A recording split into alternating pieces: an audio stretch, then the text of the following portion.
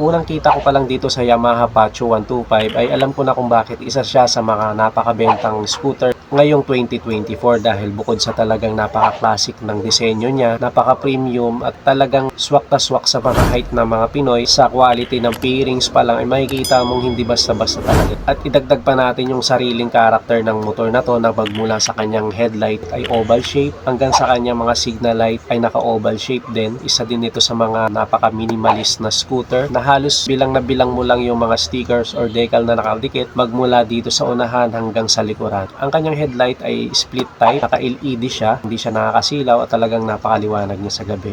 Ang kanyang mga turn signals naman ay naka-bulb type pero may built-in siya na hazard light. Ang kanyang meter panel naman ay fully digital, na hugis oval pa rin, square naman kapag ka naka-open ang ilaw ng kanyang panel. Unique din talaga yung kanyang design or looks kumpara dun sa ibang brand na may classic scooter din.